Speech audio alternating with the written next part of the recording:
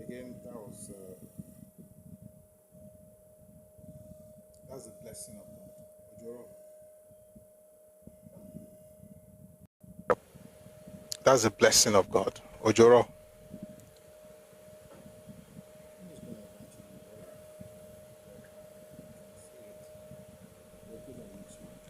I think it's going to eventually work because I can see it. We're good on YouTube. That took a while. That took a while.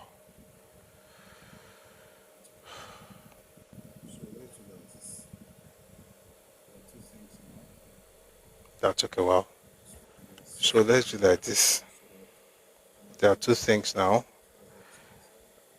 I spent the last few minutes trying to sort out connections. We're good as far as that is concerned. But please, if you're on TikTok, please power tap. What's Remy? But we are strong. But please power tap. Please.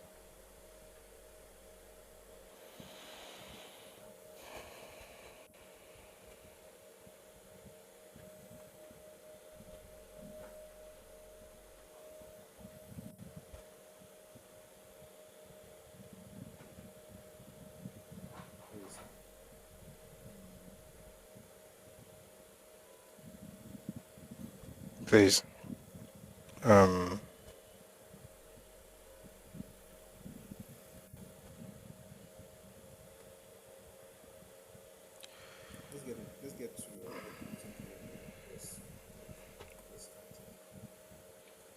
Let's get to like 15K and then we'll just get started. Sorry about that.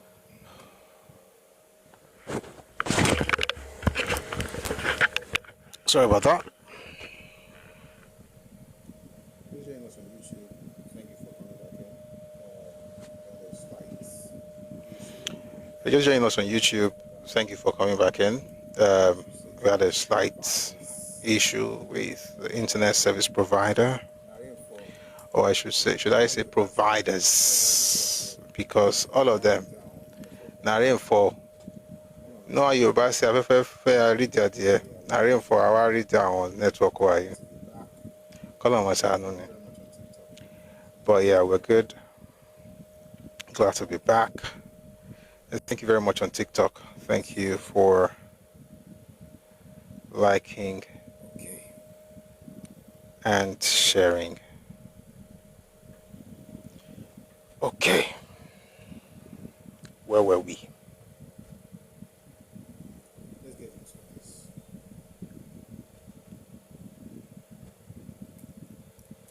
Let's get into this.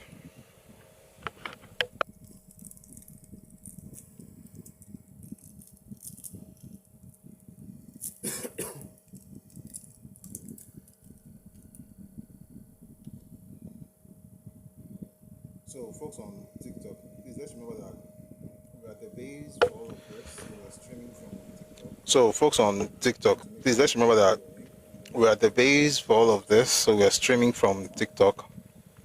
We want to make sure we keep it going, and the way to do that is to power tap.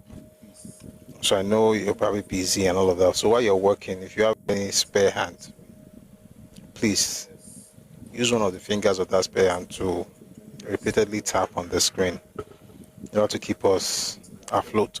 If you're on YouTube, thank you very much for joining us. We're glad you're here. Please double tap on your screen to like it and also share the live. Where will we?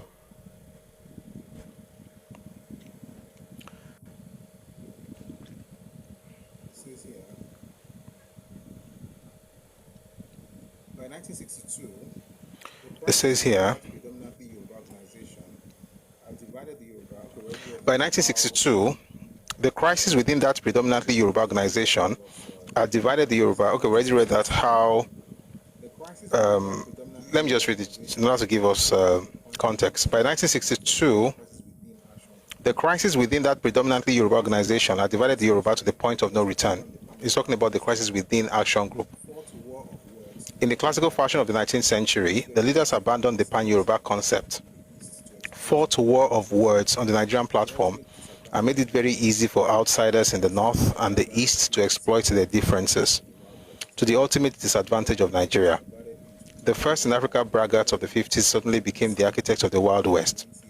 The hurricane, which was converted into a tornado by the educated elites of the NPC and the NCNC, who exploited the situation to the fullest. This tornado ultimately engulfed the entire country. By 1964, when the first post-independence elections to the federal parliament was due, the Yoruba were so divided that one party looked Kaduna Ward for salvation for itself, but for destruction for the rival party. The other looked Enugu Ward for salvation for itself, and in order to procure destruction for the other party. It was a classical revivification of the... One second.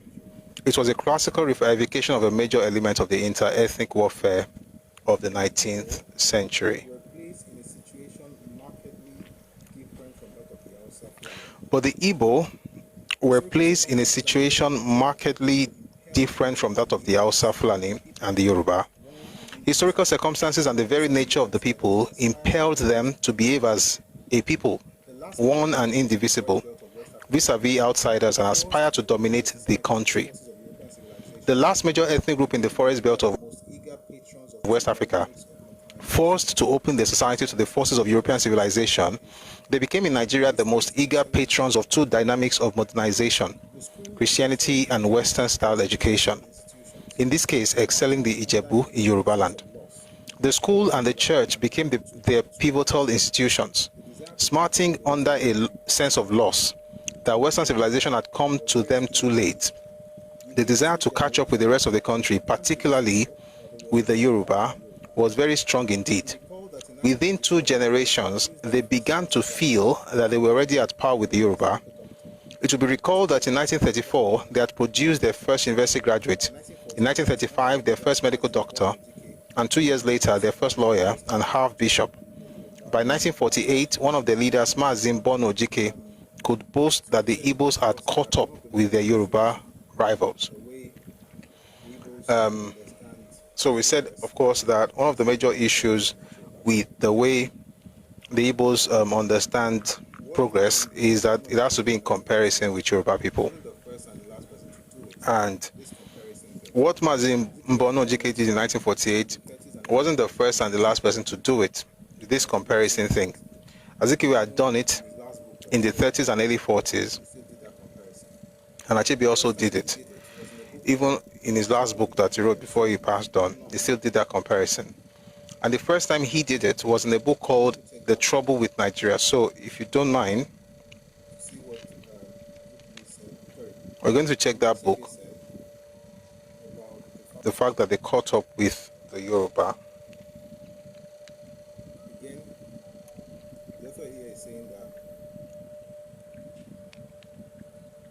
Again, the author here is saying that they began to feel, one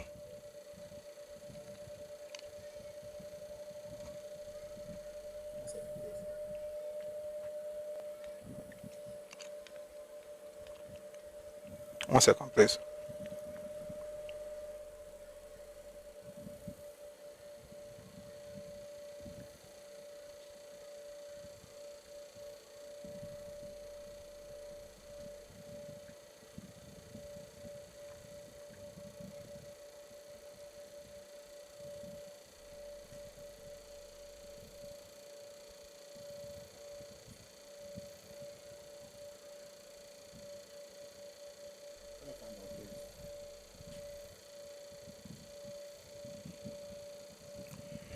Trying to find that page.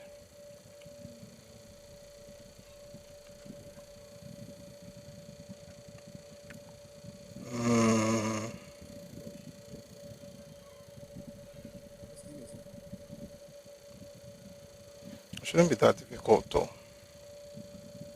Just give me a second, please.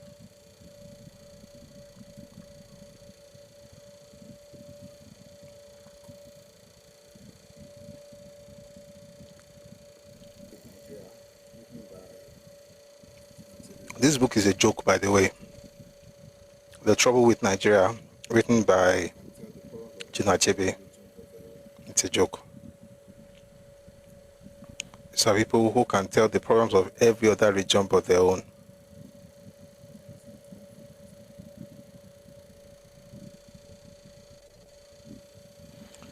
For some reason, I can't find it here.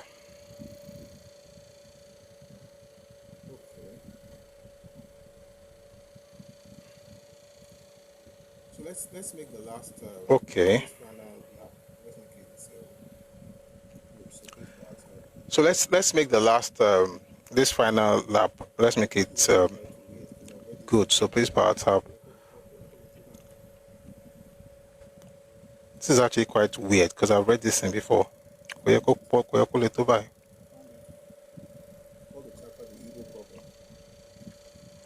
found it, I think. I found it. They call the chapter the Igbo problem.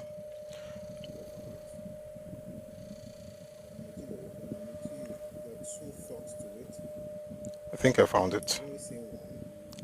But Onomeji, there are two thoughts to it. I've only seen one. Does anybody have that book? Maybe you can point me. I think this whole thing has affected the way I'm even composed. Oh, okay. A distinguished political scientist from a minority area of the South pronounced some years ago that Nigeria has an Igbo problem. A distinguished political scientist from a minority area of the South pronounced some years ago that Nigeria has an Igbo problem. Every ethnic group is of course something of a problem for Nigeria's easy achievement of cohesive nationhood. But the learned professor no doubt saw the Igbo as a particular irritant, a special thorn in the flesh of the Nigerian body politic. Nigerians of all other ethnic groups will probably achieve consensus on no other matter than their common resentment of the Igbo. They would all describe them as aggressive, arrogant, and clannish. Most would add grasping and greedy, although the performance of the Yoruba since the end of the Civil War was tended to put the price for greed in some doubt. Modern Nigerian history has been marked by sporadic eruptions of anti-Igbo feeling of more or less serious import, but it was not until 1966-67, when it swept through northern Nigeria like a flood of deadly hate, that the Igbo first questioned the concept of Nigeria, which they had embraced with much greater fervor than the Yoruba or the Hausa Fulani. Again, Achebe is a dishonest writer when it comes to Nigerian issues.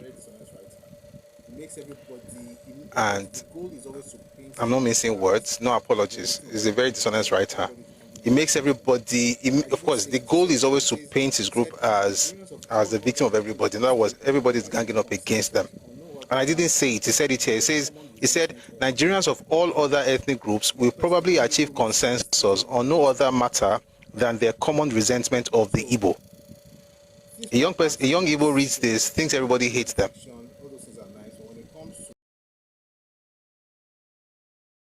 Storybook, like read the fiction, all those things are nice, but when it comes to Nigerian history, Achebe is not the one to read. But I'm trying to make a point based on what he wrote. So he says here, the Civil War gave Nigeria a perfect and legitimate excuse to cast the Igbo in the role of a treasonable felon, a wrecker of the nation. But thanks to Gowon's moderating influence, overt vengeance was not visited on them when the secessionist state of Biafra was defeated in January 1970. But there were hardliners in Gowon's cabinet who wanted their pound of flesh, the most powerful among them being Chief Obafemi Awolowo, Federal Commissioner for Finance. Under his guidance, a banking policy was evolved which nullified. That's not where I'm going. This is the one where he talked about catching up with Yoruba people that I'm looking for. The origin of the national. By the way, the reason I'm jumping is not because I don't want to read. I don't want to read because it doesn't really speak to the conversation we're having right now. If I read that thing, I will want to debunk it and to take the time. The origin of the national resentment of the Igbo is as old as Nigeria and quite as complicated, but it can be summarized thus. The Igbo culture, this is what I was looking for, Jesus Christ. This is what I was looking for, guys. Being receptive to change. The Igbo culture. Being receptive to change, individualistic and highly competitive, gave the Igbo man an unquestioned advantage over his compatriots in securing credentials for advancement in Nigerian colonial society. Unlike the Hausa Fulani, he was unhindered by a wary religion, and unlike the Yoruba, unhampered by traditional hierarchies. This kind of creature, fearing no God nor man, was custom made to grasp the opportunities such as they were of the white man's dispensation, and the Igbo did so with both hands. Although, one second, slow down. Although the Yoruba had a huge historical and geographical head start, the Igbo wiped out their handicap in one fantastic burst of energy in the 20 years between 1930 and 1950. Had the Igbo been a minor ethnic group of a few 100,000, their menace might have been easily and quietly contained, but they ran in their millions. Like J.P. Clark's fine image of ants filing out of the wood, the Igbo moved out of their forest home, scattered, and virtually seized the floor. But this kind of success can carry a deadly penalty: the danger of hubris, overweening pride and thoughtlessness, which invites envy and hatred, or even worse, which can obsess the mind with material success and dispose it to all kinds of crude showiness.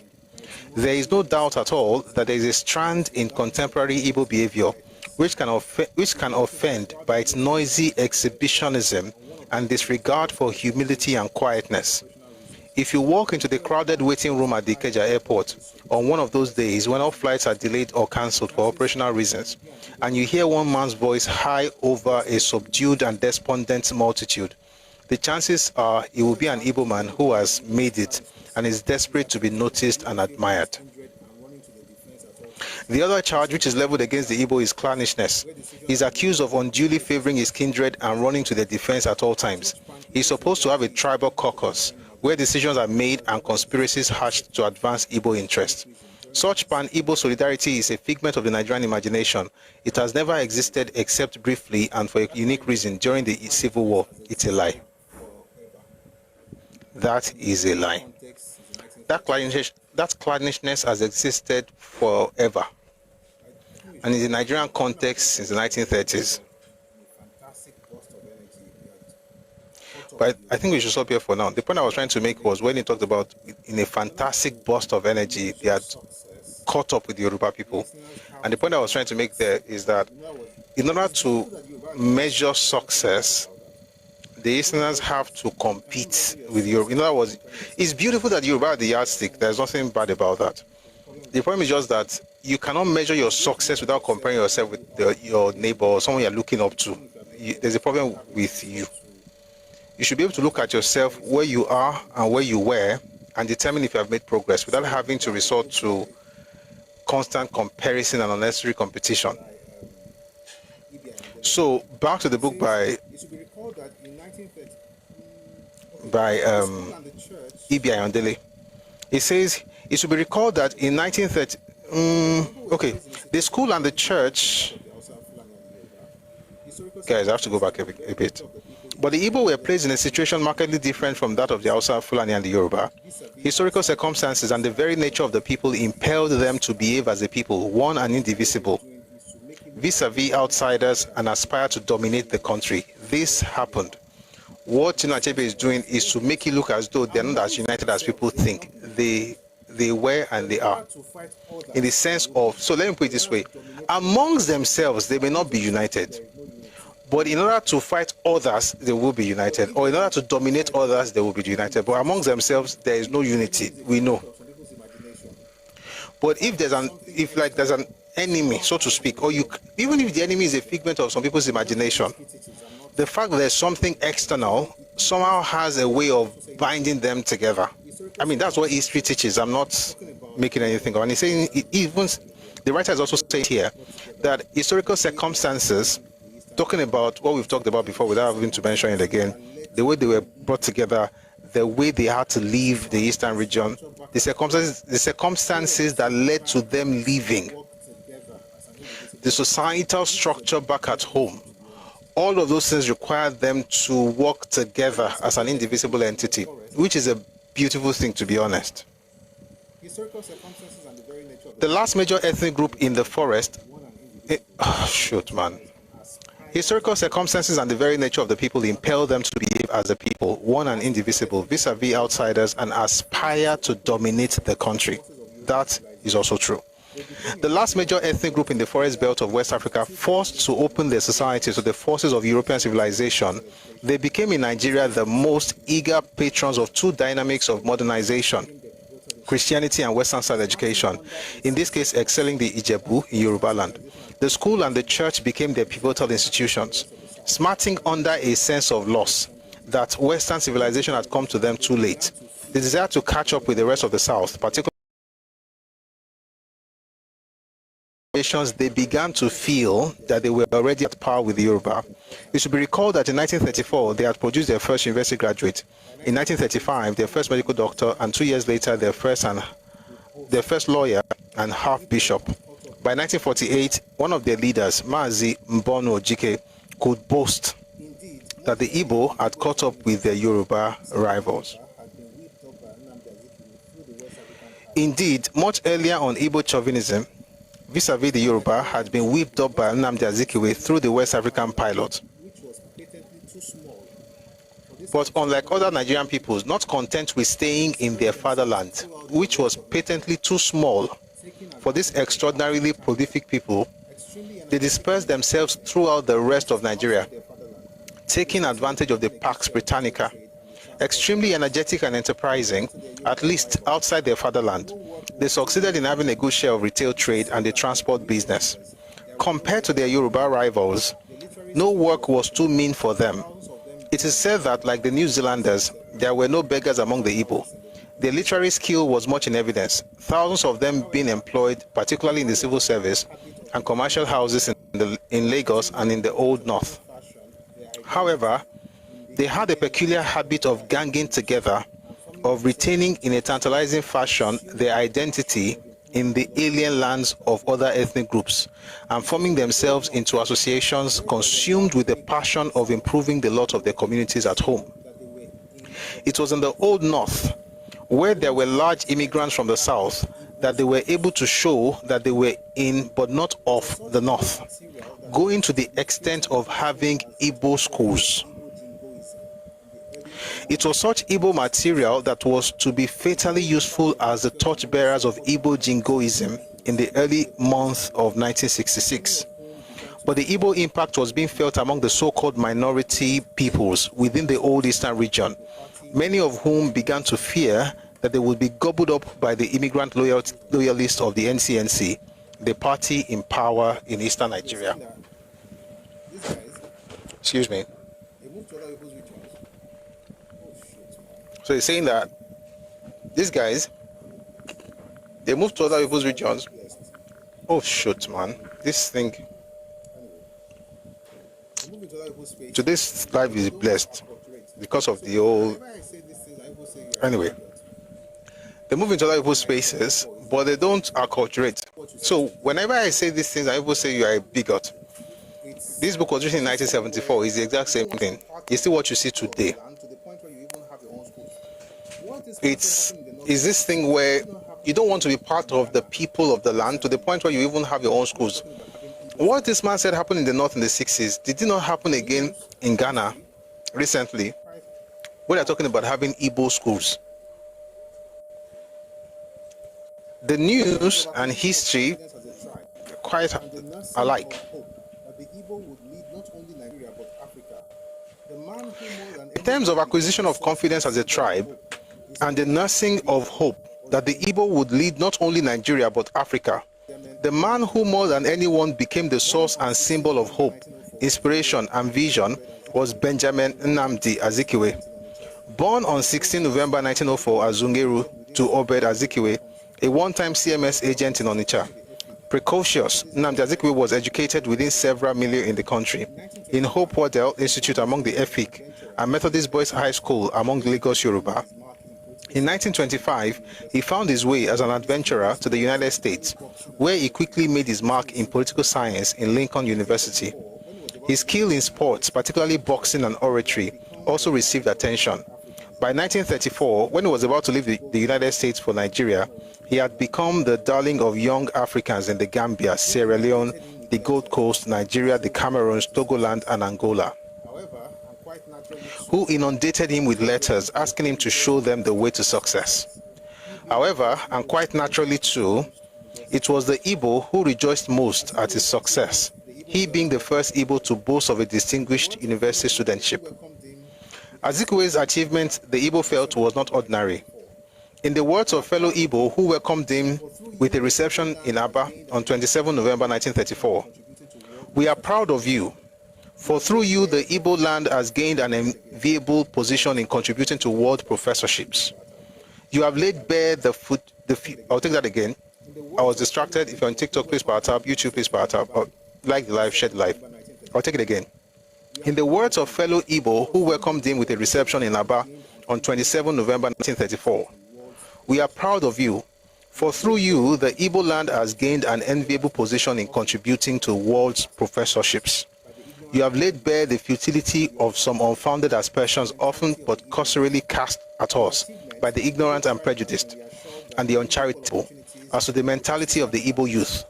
By your achievements, the Igbo tribe has been reassured that given equal opportunities with her sister tribes, she can cut a niche in the African temple.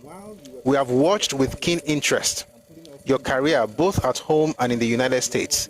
And while you were prosecuting your courses of study there and pulling off one degree after another, we here were offering prayers and praises unto him who endowed you with the ability and stamina to achieve these successes.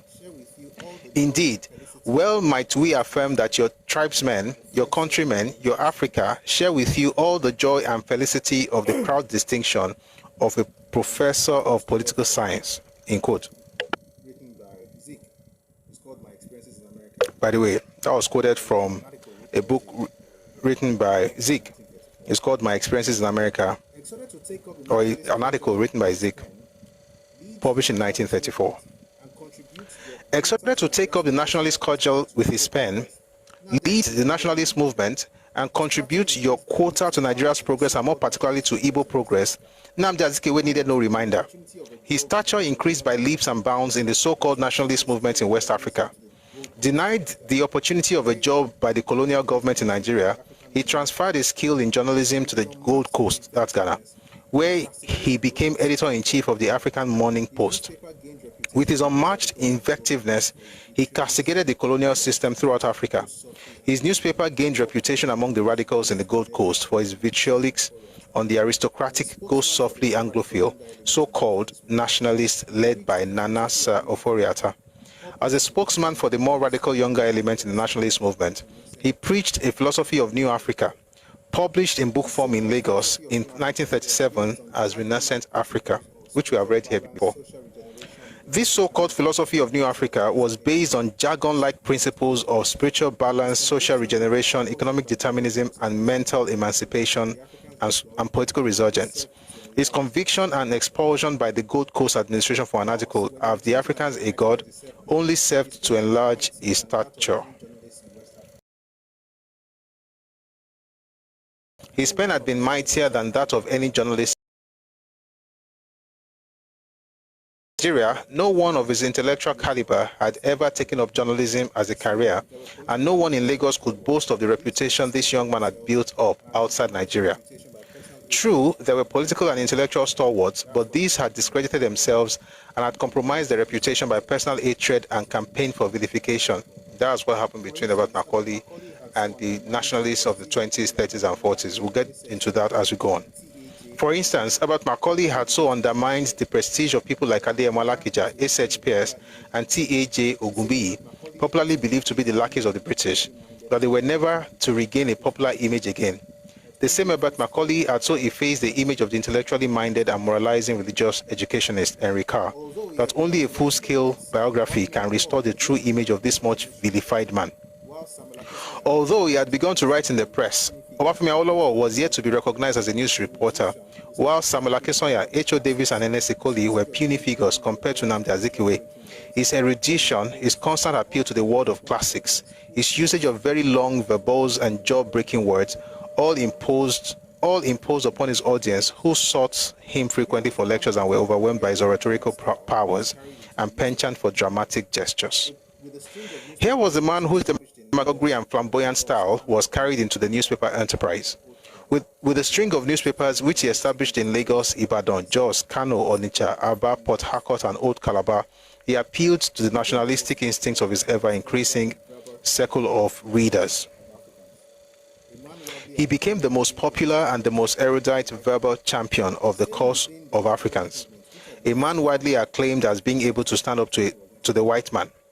Staying within the Nigerian youth movement, which had been founded in 1938, actually it was 1934, but let's continue. It was founded in 1934, Zik returned in 37, joined the movement in 37, started his paper in 37, he did very well for the movement, but that lasted for 1 year. And what happened, of course, was his ethnic jingoism. But let's continue. As you said, 34, he soon discovered or felt that he was an object of hatred and envy by many leaders of the organization. I think I should, sorry guys, so if you know me, most times when I read, I will break it down and look for another book to explain something. The reason I've not done that is because I'll do it again, I'll do this again, but I should also stop. Zik pushed the idea that he was hated and people were jealous of him. But in reality, what happened was that he was full of himself, with all due respect. And what caused the Owala? Because if somebody was very good in 37 and suddenly changed in 38, we must ask what caused it. So it's important to mention it, so it doesn't look like also we are vilifying him. So this is what caused it. You see, before, so the NYM has started in 34 as Lagos Youth Movement. And 36, they changed the name to Nigerian Youth Movement. Now, Zik joined in 37. By the time, they already had people who were doing stuff, who were known as speakers. Nnamdi Azikiwe, H.O. Davis, and Doherty. These were people who spoke up for the organization. When Zik came, he joined them. They also had a paper, a newspaper that they were running at the time. It was called It was called The Service. Now, when Zik returned from Ghana, he began his own publication, publishing firm, West African Pilot. Excuse me. And it was the most successful. Excuse me. He began his West African Pilot, right? And it was the most successful newspaper of his days. Like, it was good. He used words and he talked about things that most established papers were not willing to talk about, right? So you had the Lagos Daily News, owned by Albert Macaulay. You had Nigerian Telegraph, right? That was edited by Ernest Sekoli. You had Nigerian Daily Times, that was, also very, very popular back in the day. But they were drab because, for the most part, right? Now, Albert Macaulay was very loud in the beginning, and it was, but the thing is, it was always against the Nigerians who were in cahoots with the British. By the time Nnamdi Azikiwe got in the mix, he also did the same thing, but it was more forceful. And his paper was very popular and successful. So the NYM did something that they should not have done, which is that they abandoned their own paper and decided to use West African Pilots to push their agenda or their programs, right? So they were not publishing Service anymore. They were like, we have somebody who is a member of our board, right? Who is a member of the organization, of the executive committee, who has a newspaper that's popular. Let's use this paper to push whatever it is I want to tell the world. So they start using this paper. But after a while, they discovered that, listen, this guy's paper is commercial, right? And he has a way of doing his own things, and they don't agree with everything he's writing or something like that. So like, you know what, we are going to go back to the Service and maybe even start printing on a quarterly or weekly basis, not to push our own narrative as well. That was the beginning of the problem. Now, Zik was on the board. The fact that they were going to, as an organization, have a separate paper, that they were going to resuscitate what they had before he joined, was a problem for him. That was the beginning of their problem. So people say things like, what did I even read that made me speak? When he said, he felt it was an object of hatred and envy by many leaders of the organization. 1940 was that the people had had enough It wasn't an object of envy or anything. they were like, no. Because what happened by September of 1940 was that the people had had enough of Zeke's antics. Like they were like, no, like you were involved in anti-party activities, you were writing against our own candidates, you were doing all kinds of crazy things. Why should you still remain a member of NYM? And they also, see, we have a lot to learn from the mistakes of our leaders. They also made a fundamental mistake in that meeting of September 1940. Awu was in that meeting, Odola was in that meeting, Enesokoli was in that meeting, Akosha was in that meeting, many people were in that meeting, right? And one of the things they said, Macha was in the meeting, One of the things that was said was that they needed to get rid of Jubril Martins was in the meeting, there were many elders who were in the meeting. And one of the things that was said was that they needed to get rid of Zeke. the same party now. Why? Because he was constantly involved in anti-party activities. Like, why would you be in, let's say you're in the same party now, but you're always writing against your own party members? Other We're supposed to believe in the same idea. You're always going against whatever will suit your other, your guys. there was going to be an election a few months after that. But you see, they made a mistake, and the mistake was this. The election was to There was going to be an election a few months after that particular meeting in September. The election was to fill the post that was left by, his first name is Olayinka. richest woman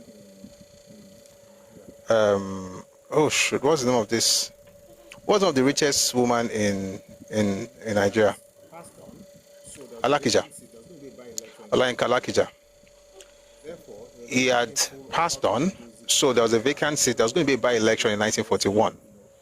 Therefore, they were very careful of how to handle Zeke's situation. Why? Because they wanted to use his paper to also, get the people to know what's in this up.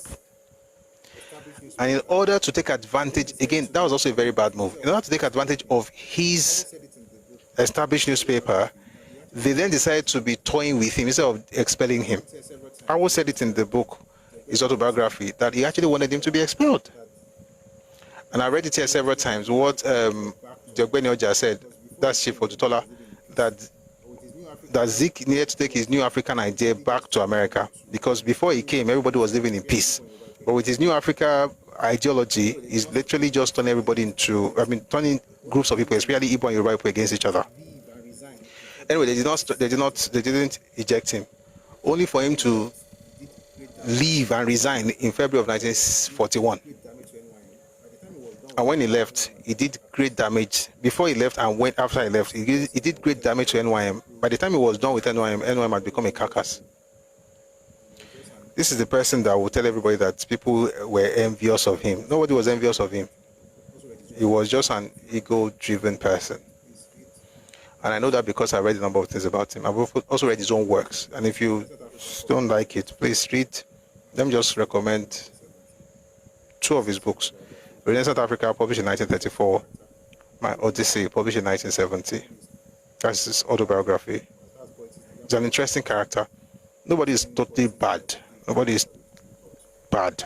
But as far as politics, Nigerian politics is concerned, I don't say any positive thing that he gave to us that we can look up to. But that's me. You might disagree, and that's fine. You're going to have to prove to me that there's something better that we can learn from him, considering how terrible things. And by the way, I'm not even in this session to talk about his mistakes, but I don't think for him, I don't think he would. So let me explain something. Sorry, I have to make this point, please. excuse me. I don't think it's about mistakes at all. I should correct that. It's not about mistakes, right? Excuse me. I don't think it's about mistakes at all. I should correct that. It's not about mistakes, right? It's his nature. It's politics. I don't know what to desire in his politics. I was going to say leaves much to desire. I don't see anything. So it wasn't like he made mistakes. I'm talking based on the errors he made. No, I'm talking based on the fact that his entire political ideology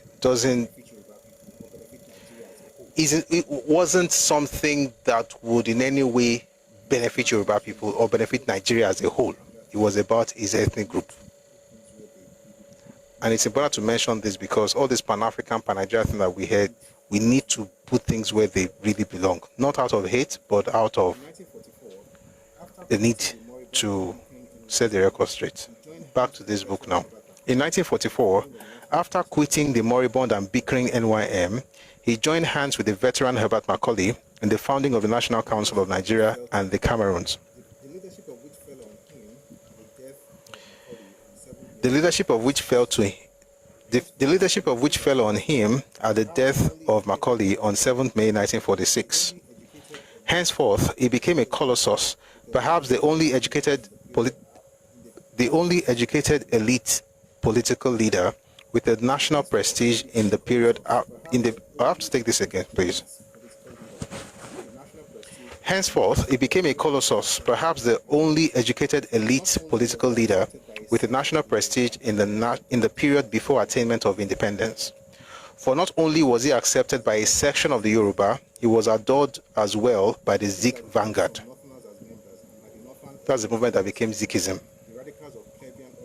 A movement that had some Northerners as members, and by the Northern Elements Progressive Union, the radicals of plebeian origin in the far north, who were posing a challenge to the Northern People's Congress. In the meantime, other Igbo sons had gone to America and had returned. They all placed themselves under Nnamdi Azikiwe's leadership and became his ardent supporters for the greater part of the struggle for independence. Prominent among them were Mbono Ojike, Kingsley Ozumba-Mbadiwe, and Nwankwo Orizu, all of whom wrote works with nationalist message for Africa in general and Nigeria in particular. They were to become prominent leaders of the Igbo State Union, whose activities were later to give concern to other tribes of Nigeria as to the vision of the Igbo for the country. Indeed, as early as 1949, Nnamdi Azikiwe's romantic view of the Igbo and their leadership claims, I'll tell that again. Indeed, as early as 1949, Nnamdi Azikiwe's romantic view of the Igbo and their leadership claims had made him declare as president of the Igbo State Union that the God of Africa has specially created the Igbo nation to lead the children of Africa from the bondage of the ages. The martial prowess of the Igbo nation at all stages of human history has enabled them not only to conquer others, but also to adapt themselves to the role of preserver. The Igbo nation cannot shirk its responsibility. Now, I read this in one book. This is another book quoting the same thing. And it's important to mention it. When you read this and you understand this, you know we're talking about somebody who wanted the best, who not just wanted the best for his ethnic group, but wanted his ethnic group to be the one that will lead the rest of Africa, while saying he's Pan-African. That's one. Number two, there also lies inside what he said. There is no path to look. I'm sorry, I'm not trying to insult anybody, but I think it's important to say this. When people say things like the martial prowess of the nation at all stages of human history has enabled them not only to conquer others, but also to adapt themselves to the role of preserver. You look through the history, you can't find it. So what Zik did, and did very well, was he was able to institutionalize propaganda amongst his people. If there was any virtue, it was not virtue, if there was any inheritance that he left behind, that was inheritance. So people say things. You have these delusions of grandeur. People just come up with very fantastic ideas that never really happened, and then you insert it in your history, and then use that as a basis to become the lord of everybody. But everybody must be quiet because you are supposed to be the one who has a right to be that. The heroic status, which Azikiwe, by the way, I'm about to read something very funny. Well, not funny, but it might be funny. But I think it's weird, but it's understandable. The heroic status which Azikiwe achieved among the Igbo was unmistakable. The National Church of Nigeria, founded by one KOK Onyoha around 1950, made Nnamdi Azikiwe the main subject of eulogy and deification. Apart from sublimating the works of Mbono Ojike, K.O. Mbadiwe, Nwankwo Orizu, and Renaissance Africa as the scriptures of the church, on 25 November, that's 25th November 1950, when Azikiwe worshipped there, he was elevated to the position of Jesus Christ and Mohammed. The following composition was made to mark his birthday. Good Lord, bless. Bless for us great Zik of Africa. Bless him, protect him in his struggle to free Africa. May long he live to lead all Africa out of bondage. O Lord, bless us. O Lord, bless for us. Bless this great champion of human rights. Let the ideals he represents survive to save man through the ages. Whatever Pan-African, so the idea basically is this: you have a person who has been elevated to a godlike character or godlike, essentially a god. what's the word now? Level. In the eastern region, Essentially a god. celebrated as Deified while alive Nigerian predilections in the eastern region, and of course destroyed by the aggressive celebrated as such. Whatever pan-Nigerian predilections Azikiwe had were destroyed by the aggressive Yoruba nationalism from which he had begun to suffer in the 40s. A nationalism which, ironically, he had done much to provoke with his Igbo mania in his press. I'll take that slowly. whatever pan-Nigerian What I just read down, I'm going to read it again, and I'm going to tell you is happening right now. Yoruba nationalism Whatever pan-Nigerian predilections Azikiwe had were destroyed by the aggressive Yoruba nationalism from which he had begun to suffer in the 40s. A nationalism which, ironically, he had done much to provoke with his Igbo mania in his press. If I tell you that this thing I just read right now is happening right now in Nigeria, in Nigeria's political political landscape, please understand that it's the truth. is being destroyed by Whatever nationalism some people are shouting New Nigeria is possible, from which is being destroyed by aggressive Yoruba nationalism from which Zik began to suffer in the 40s, on which these people were suffering, but we left them alone in the 1940s. A nationalism which, ironically, he had done much to provoke with his Igbo mania in his press. Let me tell you something. from the Yoruba perspective Whatever is happening in Nigerian political space right now, you're calling tribalism and everything. It is, from the Yoruba perspective, a reaction to a provocation. it is going to end it. It is a reaction to a provocation, and this time it is going to end it. In the south will be different from the way it ended it in the north or in the south. Hopefully, To end in the south. the way it's going to end it in the south will be different from the way it ended it in the north or in the south. The way it will end in the southwest, hopefully it will be different, but it has to end. You tell them you're bigger. You tell them you're These provocations, this thing where you insult people, you tell them you're bigger, you tell them you are this, you go roughshod, you have no respect for boundaries. That thing, whatever you see your people doing right now, and number one, I support it 100%. people actually speak I don't like the extremes, by the way, but the core of what they're doing is 100% approved by me. It's important that people actually speak up at some point, so that you don't think that you are all that. Azikiwe Because to be honest, provoked not and- all that. In case you are wondering, how did he provoke? So the same way Azikiwe September provoked, and by the way, in case you are wondering, how did they provoke it? I read it before. and the September 8, 1968, West African pilot, was against the when he was calling for the destruction of Ẹkáàbọ and the attack of his members. When it was against Yoruba people having their own pushbacks association in Yoruba land. in their own land. That's why I say Just like you have people having these pushbacks against the things that Yoruba people are saying in their own land. like deja vu. That's why I say that for the most part, Nigeria's political political events be like deja vu. Whatever is happening right now. The more history you read about Nigeria's politics, the more you discover that things are just repeating.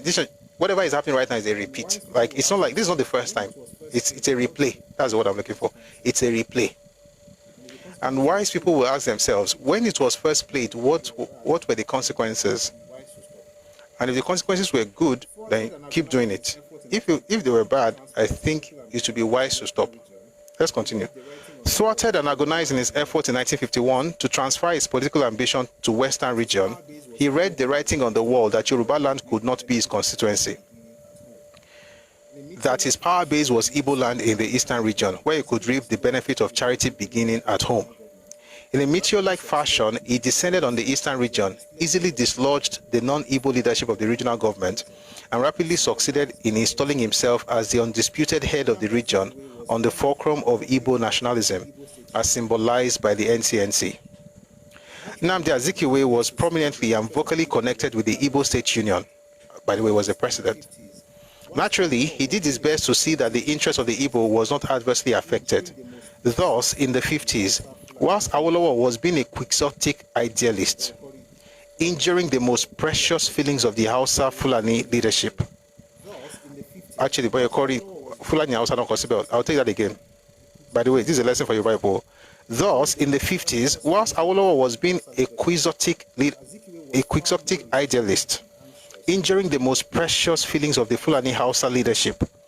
Azikiwe was far more restrained and anxious to cooperate with the Fulani Hausa leadership.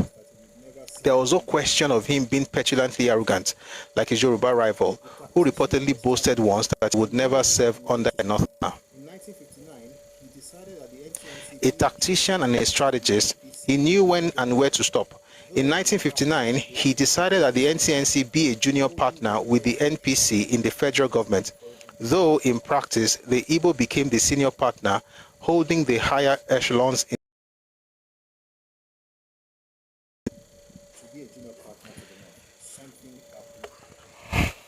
He didn't just agree to be a junior partner to the North. Something happened. Who remembers what happened? We've talked about it before. You know, this is something about reading. If you just feel like that, you're like, he was very pragmatic. In actual fact, the plan was for the NCNC and the AG to work together in 1959. That was the original plan. What happened was that he was made to work with the North. In 1956, and the reason he was made to work with the North was because in 1956, he had misappropriated funds in the Eastern region. all the way to the House of Lords in the £877,000. The matter went all the way to the House of Lords in the UK. And here I've read the answer from the House of Lords on that particular matter in 1956. £877,000, leading to the certain Commission of Inquiry into that particular matter. I'd like to read a book that I think will help us understand this a bit more. I once played a video here of Harold Smith, who was a colonial officer in Nigeria. He got to Nigeria in 1955. And he had a lot to say on this matter. So I just might play that video again today. But before we get into any of that, I'm going to read something to you here. This is from A Fatherless People by Dele Ogun. The secret story of how the Nigerians missed the road to the promised land.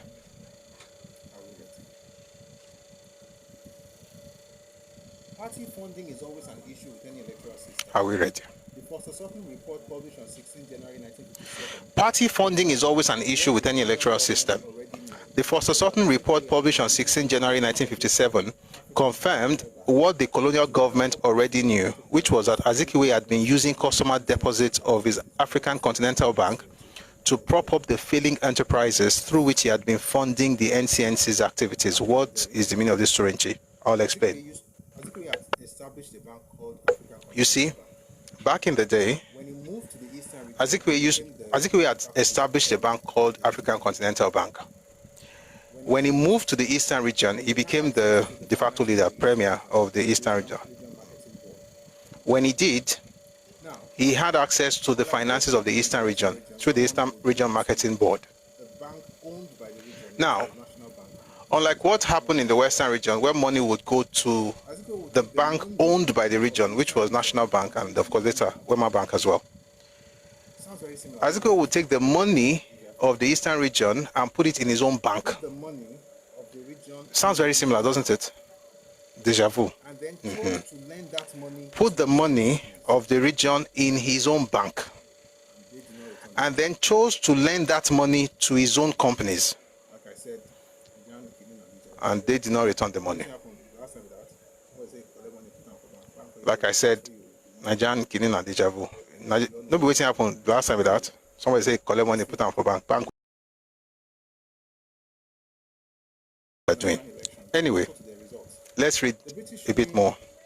The funding of the political parties was the key, not only to Nigerian elections, but also to their results. The British knew where every penny came from. If the British chose not to investigate claims that the West were diverting millions of pounds of official funds from the marketing board into the Action Group treasury, it was because the NPC in the North was obviously also being financed by the native treasuries. In the East, the Foster-Sutton Tribunal into Zeke's African Continental Bank found that it was insolvent. The principal use made of the public deposit in the ACB was to finance Zik's various business ventures. In 1955, the Eastern Region Finance Corporation invested large sums in the ACB, money which had come from the Eastern Region Marketing Board. In turn, Zik financed his party, the NCNC. In 1955, the ACB and Zik's businesses were virtually bankrupt. In 1959, the Development Board took over the ACB. I don't want to go, let me see if I should.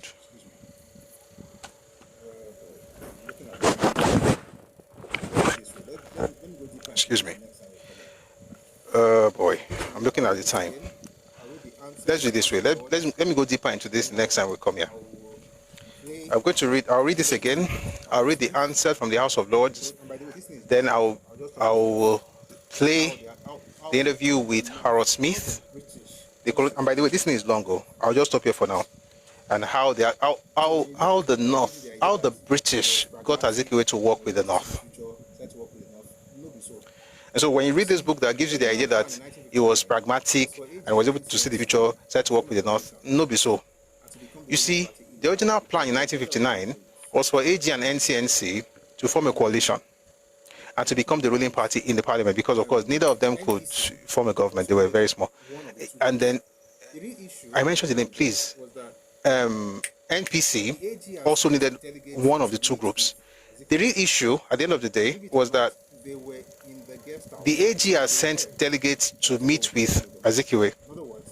Believe it or not, they were in the guest house when they heard that Azikiwe will be working with the North. In other words, they traveled from Western region to meet him in the Midwest to have the conversation. They were there waiting when they discovered that he had gone to work with the North. And that happened because that was the only way he wasn't going to, like they say, do jail. That was the only way he wasn't going to go to prison. Somebody said British never wanted the West to rule because we were sophisticated and our law would not be compromised. That's true as well. The point is that even though they wanted the North to rule, they will still need one region in the South to make it happen. And Harold Smith went to great lengths to explain why it wouldn't be the West because of the way our law played politics. And you know what? Let's do it this way. I'm going to play it next time, but let me just play part of it, because I keep referring to this stuff and I don't think it's fair fair to you if I'm not, We're going to go deeper into this some other time, but I think you should listen to Harold Smith's interview. 1 second, please.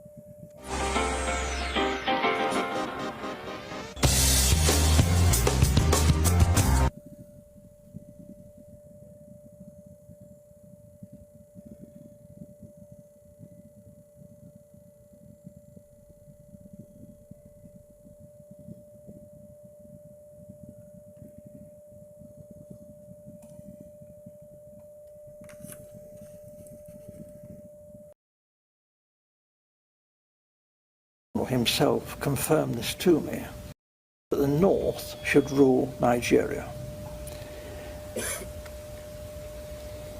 Even in '56, the Northern leaders were very proud and were saying, if they couldn't run Nigeria, never mind election, they might leave. And we all thought, well, how would they survive? There were no industries, there's not a great deal of agriculture, some groundnuts in the north. This wasn't very practical at all. And then it was, the Governor-General seemed to be thinking that the North couldn't, even if it won an election, rule Nigeria by itself. The South wouldn't stand for that. So there had to be a partner, either the Igbos in the east or the Yoruba in the west, to team up with the North. What he didn't want was for the two southern parties, the Igbo and the Yoruba, to team up to form the government, because he believed the North wouldn't tolerate that and talked about leaving the federation. So as I learned, in a small way at first, but very rapidly I learned about the election fixing, and as I say, this was confirmed to me by the Governor-General. He actually said that he wanted me to know the truth because he wanted me to know how much trouble I was in. So there was a feeling then that there was going to be trouble. And then it was because the Awolowo and the Action Group had become the official opposition. What we British wondered, how could they win another election without the British counting the votes? There could not be another proper run election without us there. We knew what we were doing. We were just helping things along. You know, we were doing what the British do, favouring our friends and looking after our own and repaying favours. We don't call that corruption. They knew that the North would do as they said after independence. If it had any, the North would just, because it was their habit, they liked the British, whereas the nationalists were an unknown factor. Actually, when they took the flag down and hoisted the Nigerian flag, not one of the major nationalist politicians was there. They weren't even on the platform. This was incredible. These were the people who had sought independence. The people in the North didn't want independence. They didn't want the British to leave. So this was a farce. And for most Europeans who were very close and watching this, we were disgusted. We thought this really had been manipulated, this election. The British government wanted the North in... The one I was looking for. I found one I was looking for now. So please take a listen to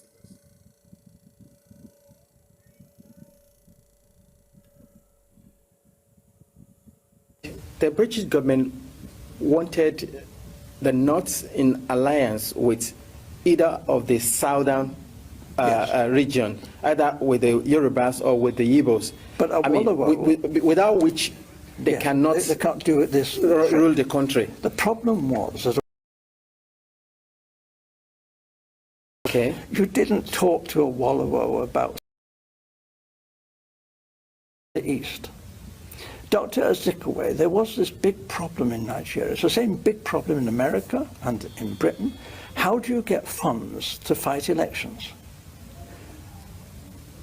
The candidates in Nigeria had no money, but they did have marketing boards, which were a kind of semi-nationalized suspicion that Dr. Azikiwe, who has formed his own bank, the African Continental Bank, was actually bankrupt, but he was borrowing boards and not necessarily repaying the loans. We knew this. We had a great secret service. All the politicians' phones were tapped. All the politicians' mail was opened. Everything that any major politician did in Nigeria, we knew in hours. We watched. We knew all that was going on. Are you saying, in essence, that Dr. Azikiwe took money? He was blackmailed by the British to do our bidding. We told Dr. Azikiwe that he could go to prison if into his bank and his financial circumstances. However, we would not want to be vindictive if Dr. Azikiwe was cooperative in helping forward the plans that we had made in the best interests of Nigeria. Dr. Azikiwe has nothing in common with the northern politicians. He loathed the northern politicians. But Dr. Azikiwe went north and did as he was told. And what he was promised was this: the real power, effective power, would be in the hands of the northern emirs. However, if the president was Dr. Azikiwe and he was given a field marshal's uniform and an admiral's uniform, he asked, please could he have a row of medals? But started arriving. He was known to be asking people from foreign countries, you know, perhaps they had a medal for his uniform. We thought. That's not the book I was reading earlier. It's called A Fatherless People by Dele Ogun. It's a good book. You find it on Redomi.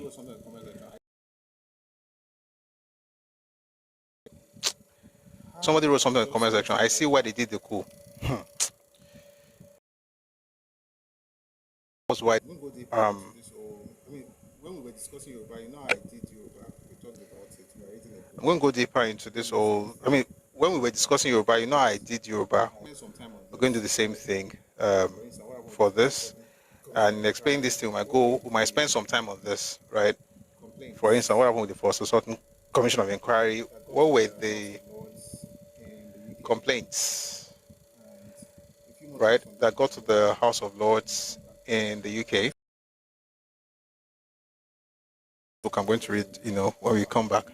Let's stop here for now because it's already late. But it gives you an idea how we got where we are. That the person decided to fund his businesses through his bank using the government's money. And we're where we are right now. We'll continue from here next time. We'll be here tomorrow 1 p.m. if at time West African time. I say this long because we had some issues with the network earlier, and you know, I wanted to make sure, you know, I didn't just and also a lot of us also came here from the previous live, so out of respect I was like, I'm just going to stay a few more minutes. So thank you very much for being here, and thank you very much for coming, you know, to this new live session after we lost the other one. We didn't lose it after we closed the other one, and it's a delight to have everybody join us in today's session. We'll be here tomorrow 1 p.m. if at time West African time. I'll also discuss something on Jake Rather's work and how that affects us today. That'll be tomorrow. But on Wednesday, we're going to continue this series, how ethnicity affects politics in Nigeria. And I promise that when we are done with this one, we'll go to Awolowo and Akintola. But in this one, there are some things that we've not said before that we will be saying going forward. All right. Thank you very much for the request. I actually had in mind to bring you up because you've been requesting for a bit.